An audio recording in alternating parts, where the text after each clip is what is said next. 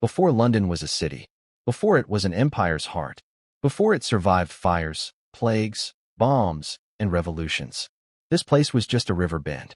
So how did one muddy crossing on the Thames become one of the most powerful cities in human history? That story starts long before London even had a name. Please like, subscribe, turn on notifications, and comment the next video topic in the comments. Long before Romans, kings, or castles, the area we now call London was shaped by water, forests, and migration. The River Thames already existed as a natural highway. It connected inland Britain to the sea. It flooded regularly, leaving fertile land behind. Early humans didn't build cities here yet, but they passed through, hunted, traded, and settled nearby. By around 400 BC, farming communities were already living along the Thames basin. They cleared forests. They raised livestock. They built wooden shelters that left almost no trace behind. This land wasn't empty. It was waiting. By the time Rome looked north, Britain was home to Celtic tribes, not a single nation. Each tribe had its own leaders, its own territories, its own alliances and rivalries. The tribe that controlled the Thames region was wealthy and well-connected. They traded metal, grain, and goods with mainland Europe. But they didn't build large stone cities. They built hill forts, not capitals. That would change the moment Rome arrived. And when Rome arrived, it arrived fast. Rome didn't invade Britain by accident. Britain had tin for weapons, agricultural wealth, strategic prestige. In AD 43, Roman legions crossed the English Channel under Emperor Claudius. They conquered southern Britain with overwhelming force. But conquering land isn't the same as controlling it. Rome needed roads, ports, administrative centers. And that's when they noticed something important. There was one narrow point on the Thames where a bridge could be built. A crossing point, a choke point, a perfect place for a city. Around 47 AD, the Romans founded a new settlement. They called it Londinium. It wasn't chosen for beauty. It was chosen for power. From this point, troops could move quickly, goods could be taxed, trade could be controlled. Londinium began as a small military and trading post. But Rome didn't build temporary settlements. Rome built cities meant to last centuries. And Londinium grew fast. Roman Londinium was planned, not organic. Straight roads, stone buildings, a bridge across the Thames. Soon it had a forum, government center, a basilica, legal and commercial hub, bathhouses, warehouses, a port. Within decades, Londinium was one of the most important cities in Roman Britain. But its rise was about to be tested violently. Only 13 years after Londinium was founded, it was burned to the ground. Queen Boudica, leader of the Iceni tribe, led a massive rebellion against Roman rule. Her forces destroyed Londinium, Camulogenum, Verulamium. The Romans abandoned the city temporarily. Archaeologists still find a burn layer beneath London today, the physical scar of that revolt. For a moment, Londinium ceased to exist. But Rome did not retreat. Rome rebuilt. After the rebellion was crushed, Rome rebuilt Londinium bigger and stronger than before. Stone replaced wood. Defenses expanded. Trade intensified. By the 2nd century, Londinium had a population of around 60,000. Massive stone walls. One of the largest basilicas north of the Alps. It was the capital of Roman Britain. London had officially arrived. But Rome's grip on the world was weakening. And when Rome fell, London would almost disappear. By the early 5th century, the Roman Empire was collapsing. Legions were recalled to defend Italy. Trade routes broke down. Coins stopped flowing. Around AD 410, Roman authority in Britain ended. Without Rome, administration collapsed. Commerce slowed. The city emptied. Londinium was gradually abandoned. For nearly 200 years, London faded into silence. No empire, no capital, no protection, just ruins. But London did not die. It moved. It shifted west. It changed names. It faced raiders who came by river, not road. In the next part, we'll explore the Anglo-Saxon rebirth of London, Viking invasions, and how one king saved the city by retreating behind ancient Roman walls. Because London's survival story had only just begun. After the Romans left Britain around AD 410, Londinium no longer had an army, a government, a supply network. Without those systems, a Roman city couldn't function. People didn't immediately destroy London. They just stopped living there. The massive stone walls that once protected it now trapped decay inside. For generations, Roman London became a ghost city. But nearby, something new was forming. Instead of rebuilding inside the old Roman walls, settlers moved west, closer to open land and better access to the river. They founded a new town called Londonwick. This wasn't a fortified Roman city. It was a trading settlement. Wooden buildings, markets, boats lining the Thames. Londonwick thrived because trade, not empire, powered it. By the 7th and 8th centuries, it was one of the busiest ports in England. London was alive again, but vulnerable. The Thames brought wealth. It also brought enemies. Starting in the late 8th century, longships appeared on the horizon. Vikings. Fast, mobile, ruthless. They didn't need walls to attack. They used the river itself. Londonwick was raided repeatedly.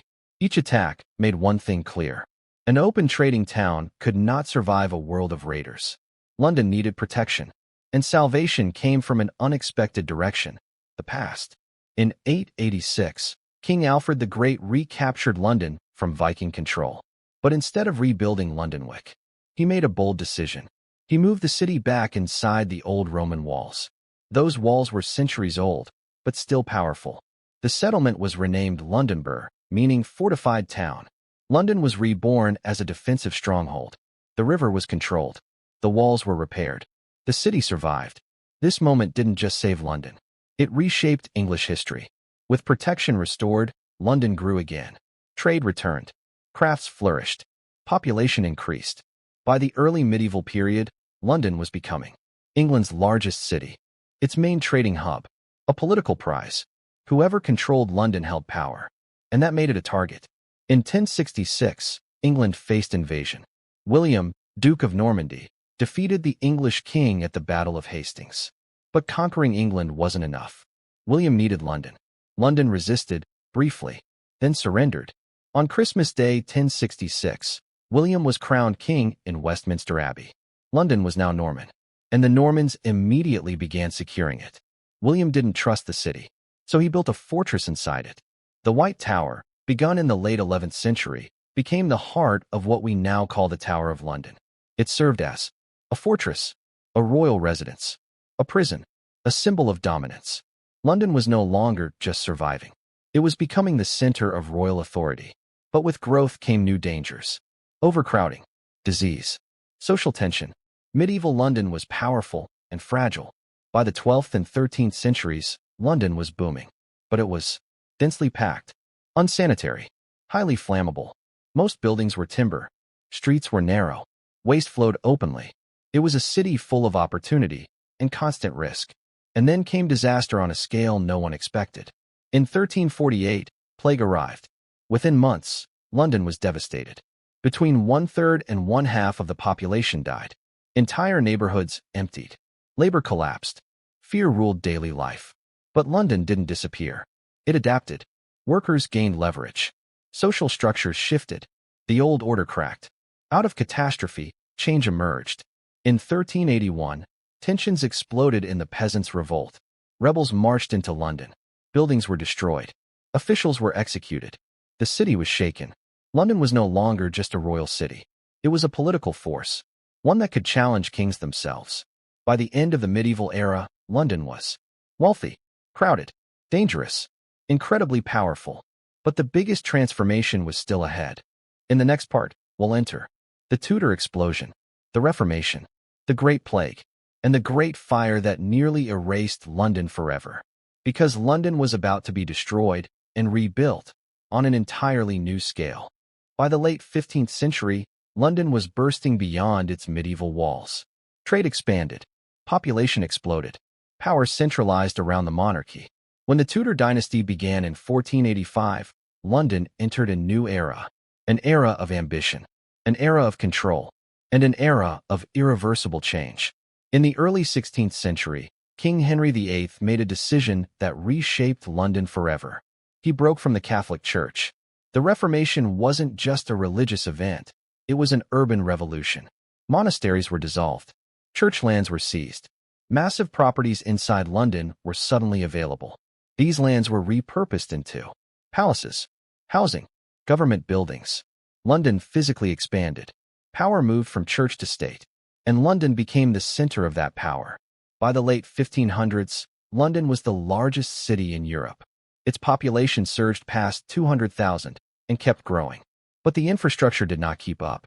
Most people lived in overcrowded wooden homes, narrow streets, poor sanitation. This density made London wealthy.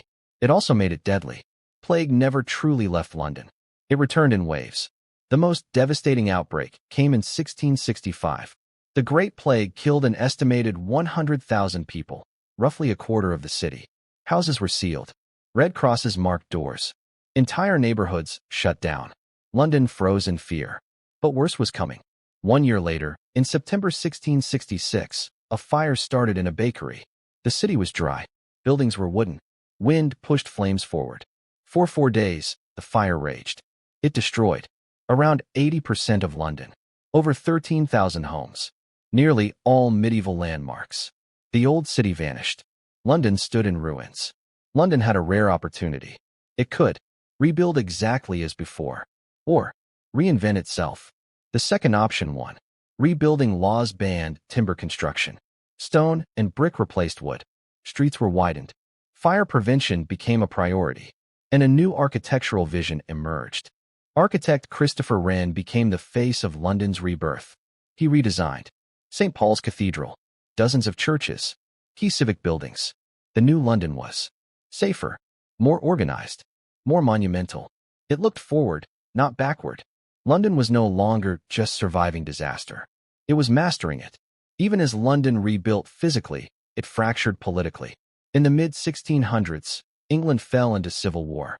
London supported Parliament. The monarchy was challenged. A king was executed. Power shifted, temporarily, away from the crown. London emerged as the center of political influence. Not just royal authority, but popular power. By 1660, the monarchy returned. But it returned changed.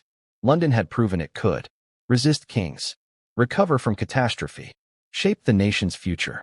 The city entered the Stuart period stronger, richer, and more central than ever before. London was now the largest city in Europe, a financial hub, a political powerhouse.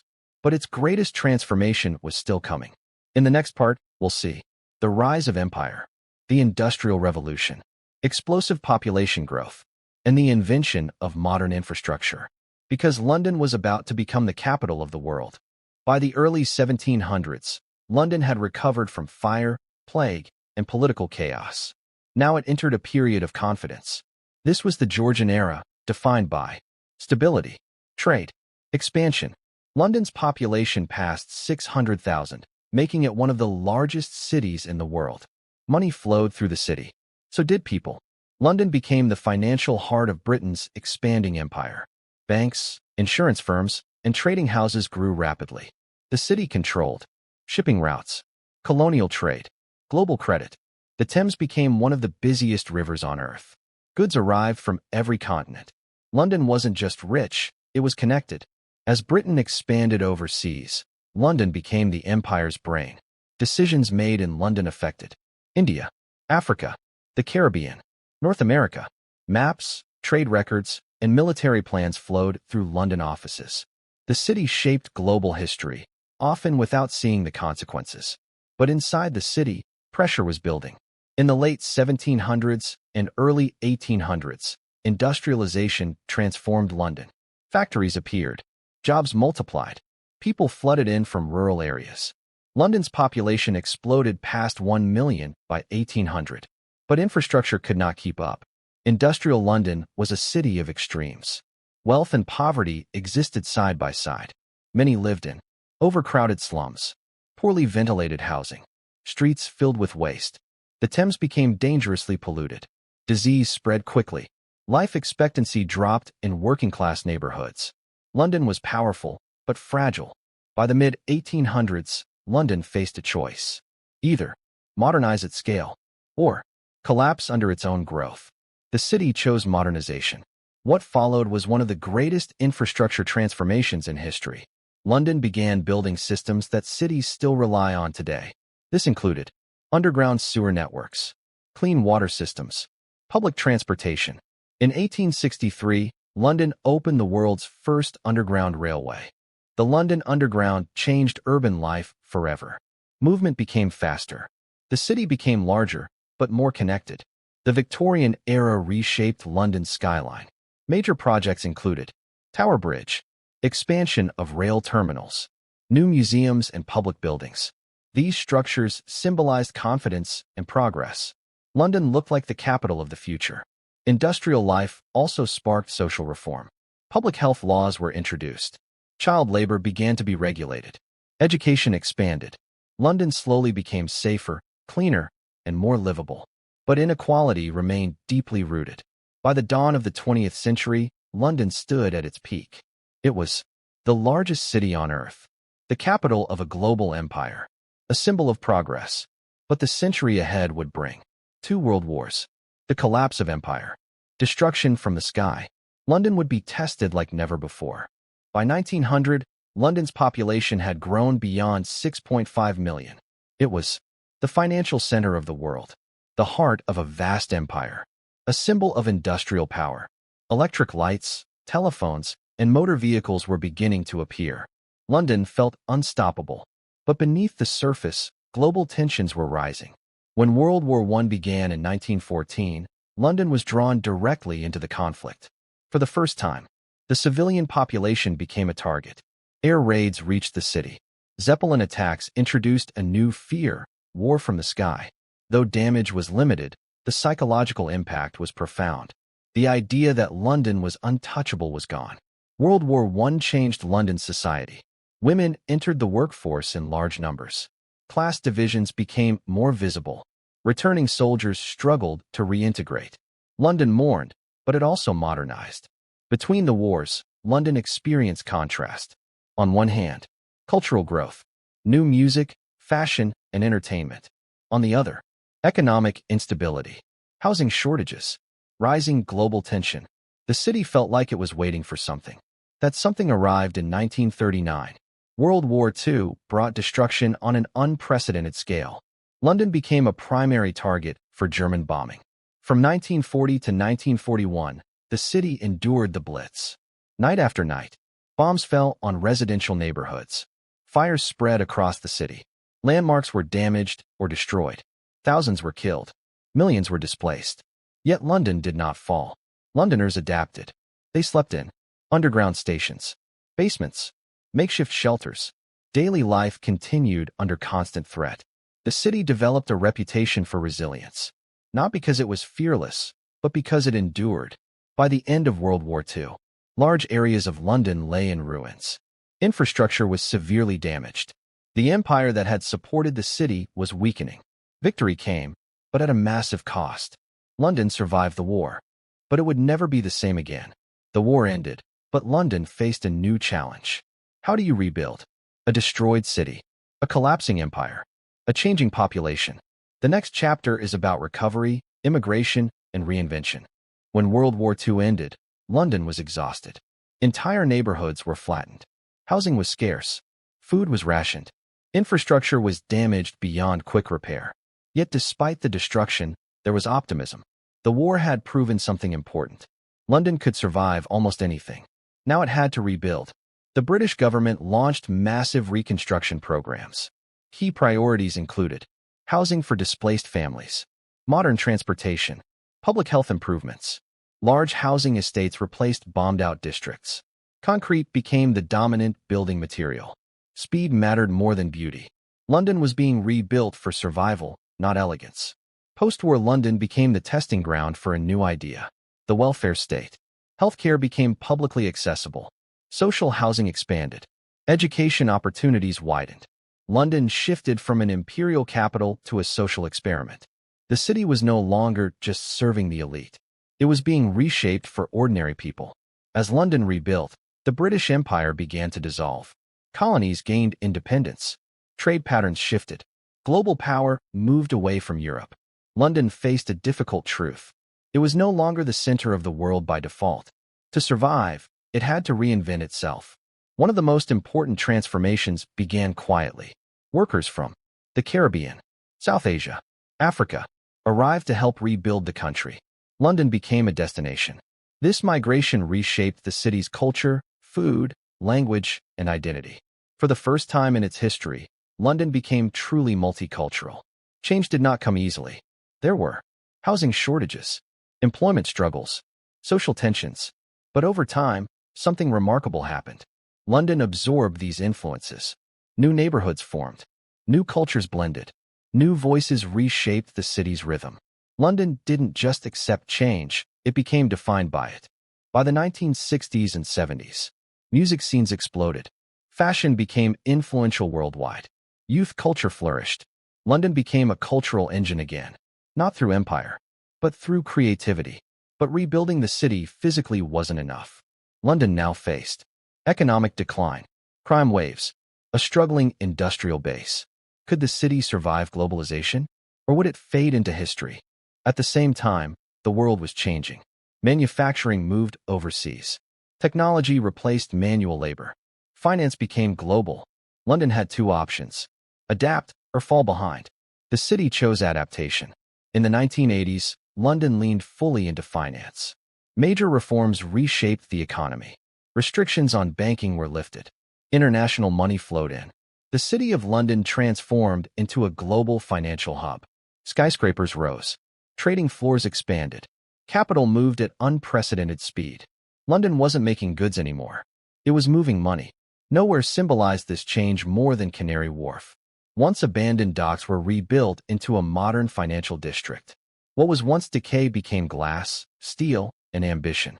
It sent a clear message. London was open for global business. The economy rebounded. Jobs returned. Wealth increased. International influence expanded. But inequality widened. Some neighborhoods thrived. Others were left behind. London became a city of extremes. Luxury beside poverty. Opportunity beside exclusion. As finance grew, culture followed. London dominated. Music, fashion, film, media. The city became cool again. Not because of empire, not because of industry, but because of identity. London sold creativity to the world. Massive infrastructure projects reshaped daily life. Public transit expanded. Historic areas were restored. Tourism surged. London leaned into its history while building its future. Old and new existed side by side. By the late 1990s, London had fully reinvented itself. It was no longer an imperial capital, an industrial city. It was now a global hub of finance, culture, and diversity. People didn't just move to London for work. They moved for possibility. But success created new pressures. Housing prices exploded. Infrastructure strained. Social divisions deepened. Could London remain livable? Or would success destroy what made it special? As the year 2000 arrived, London stood at a crossroads. It was no longer the capital of an empire, but it was still one of the most powerful cities on Earth. The question was simple. What does a global city become when it no longer rules the world? By the early 2000s, London had reinvented itself as a financial nerve center. The City of London became one of the most important hubs for global banking, foreign exchange trading, insurance, and investment. Money flowed through London at a scale unmatched by most nations. But this power was abstract, invisible, fragile. The attacks of September 11th, 2001, reshaped global politics. London became a key partner in the war on terror. Security increased across the city. Public spaces changed. Surveillance expanded. Airports hardened. London adapted, but at a cost to openness and trust. On July 7th, 2005, the city was attacked from within. Four coordinated bombings struck the public transport system. 52 people were killed. For the first time since World War II, London faced mass civilian terror again. The city did not collapse. It mourned. It adapted. And it continued. By the late 2000s, London was one of the most diverse cities in human history. Over 300 languages were spoken. Every major religion was present. Entire neighborhoods reflected global cultures. London was no longer just British. It was global. This diversity became both its strength and its political fault line. Then came the crash. Banks failed. Markets froze. Jobs vanished. London, the heart of global finance, felt the shock deeply. The city survived, but inequality widened. Luxury towers rose beside struggling neighborhoods. Two Londons began to emerge. In 2012, London hosted the Olympic Games. It wasn't just a sporting event. It was a statement. London showed the world. Regeneration of East London. Cultural unity. Global confidence. For a brief moment, the city felt whole again. In 2016, the United Kingdom voted to leave the European Union. London voted overwhelmingly to remain. The result exposed a deep divide between the city and the rest of the country. London's future suddenly felt uncertain. Its role as Europe's gateway was no longer guaranteed. By the end of the 2010s, London stood tall, but uneasy. Rich, diverse, innovative, yet strained by housing shortages, inequality, political division. The city had survived everything history threw at it. But something new was coming, and it would challenge London in a way no war or fire ever had. In the next chapter, London doesn't burn. It doesn't flood. It doesn't fall to an enemy. It simply stops. And what happens next changes the city forever. For nearly 2,000 years, London survived invasion, fire, plague, and war. But in 2020, something unprecedented happened. The city didn't burn. It wasn't bombed. It didn't fall. It simply went silent. In early 2020, a global pandemic reached the United Kingdom. Within weeks, streets emptied. Offices closed. The underground fell quiet. For the first time in modern history, London paused itself on purpose. The city that never stopped. Millions were ordered indoors. Businesses shut down. Tourism vanished. Cultural life went dark. Londoners experienced something unfamiliar. Stillness. A city built on movement had none. Entire industries collapsed overnight. Hospitality, live entertainment, retail. At the same time, remote work reshaped the city. Office districts emptied. Neighborhoods changed. Home became work. London began transforming without anyone noticing. The pandemic didn't exist in isolation. Economic stress collided with long-standing inequality. Protests filled the streets. Trust in institutions weakened. London became a pressure cooker of modern issues. Housing affordability, cost of living, identity, and belonging. As restrictions lifted, London returned, but not unchanged. Some offices never reopened. Some communities never recovered. Some habits were gone forever, but new patterns emerged. Hybrid work, localized neighborhoods, a slower rhythm of life. London adapted, as it always does. Today, London remains one of the world's leading financial centers, a cultural capital, a global crossroads. But it is no longer the same city it was before 2020. It is more cautious, more divided, more reflective. London has survived empires, plagues, fires, wars. Each time, it rebuilt itself into something new. So the question now isn't whether London will survive. It's this: what kind of city will it choose to become next? London is not a place frozen in time. It is a living system, constantly breaking, constantly rebuilding. And as history shows, the city's greatest changes don't come from destruction. They come from adaptation. It is a living system, constantly breaking, constantly rebuilding. And as history shows, the city's greatest changes don't come from destruction. They come from adaptation. London is not just streets and buildings. It is memory layered on top of memory. Every step through this city is a step across centuries. Roman stone beneath medieval roads. Medieval walls beneath modern glass. History stacked, not erased. Empires rose here. Empires faded here. Plagues emptied these streets. Fires turned them to ash. Bombs shattered them into rubble.